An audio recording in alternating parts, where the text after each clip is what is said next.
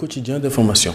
Le président de la République, M. Mohamed Ould Abdelaziz, a reçu en audience mardi au palais présidentiel à Nouakchott Mme Maïmouna Ndaw Seck, ministre sénégalaise de l'énergie et du développement de l'énergie renouvelable, M. Mamadou Frankali Keïta, ministre malien de l'énergie et de l'hydraulique, et Mme Biera Sangoé, directrice des opérations de la Banque mondiale.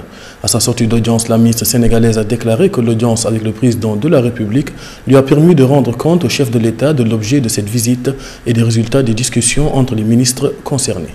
Cette visite s'inscrit dans le cadre de la mise en œuvre des objectifs de la coopération énergétique que les deux chefs d'État ont décidé de développer en relation avec le Mali dans le cadre de l'OMVS.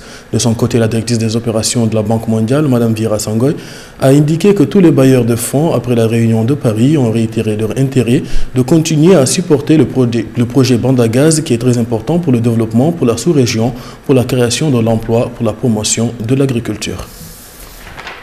Le président de la République, M. Mohamed Ould Abdelaziz, a effectué mardi une visite d'information et de prise de contact au niveau de l'état-major général des armées.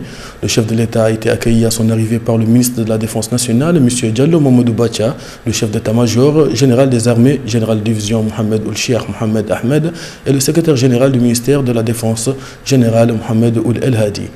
M. Mohamed Ould Abdelaziz a par la suite présidé au siège de l'état-major des forces armées une réunion qui a regroupé les chefs de différents états-majors et les officiers supérieurs avant de suivre la projection d'un film documentaire sur le développement de la carte numérique nationale, ses spécificités géographiques et les bases des ressources minières et pétrolières de la Mauritanie.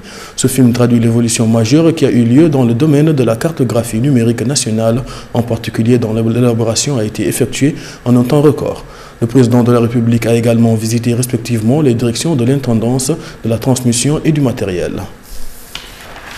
Le président kenyan Uhuru Kenyatta a brûlé mardi 3 mars à Nairobi 15 tonnes d'ivoire, le plus important volume jamais incinéré en Afrique, et a promis de détruire d'ici la fin de l'année l'ensemble du stock d'ivoire du pays, estimé à 100 tonnes.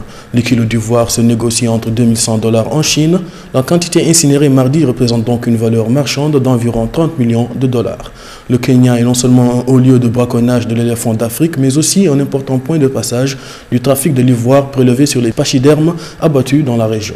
Les chiffres officiels font état d'une centaine d'éléphants tués chaque année dans le pays, mais les experts estiment que le carnage est largement sous-estimé.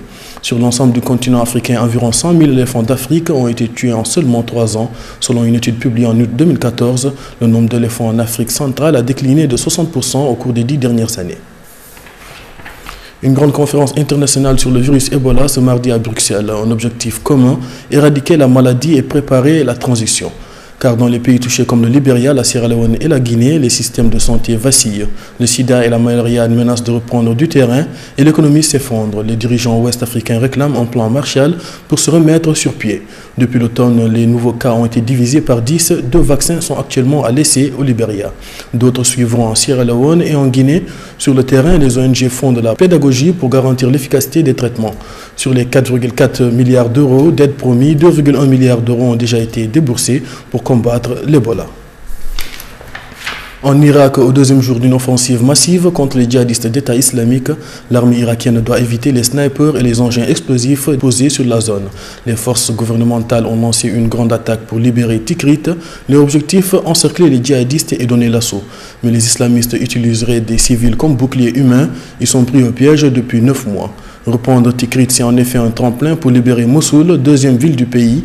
30 000 hommes sont déployés, l'armée, la police, des unités antiterroristes, des volontaires principalement chiites et des tribus sunnites hostiles aux djihadistes. Cette bataille est la plus massive lancée depuis leur installation en territoire irakien en juin 2014.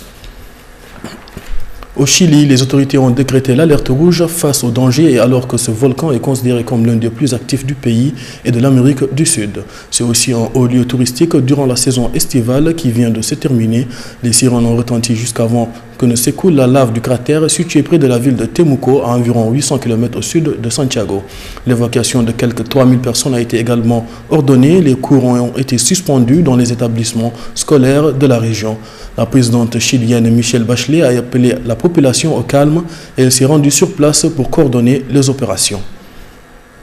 Et pour clore ce flash d'information, une pensée et une prière pour notre collègue Ishaq Ould Mokhtar, porté disparu en Syrie. Voilà, c'est tout pour ce flash d'information et excellente suite de programmes sur la Sahel TV. Merci.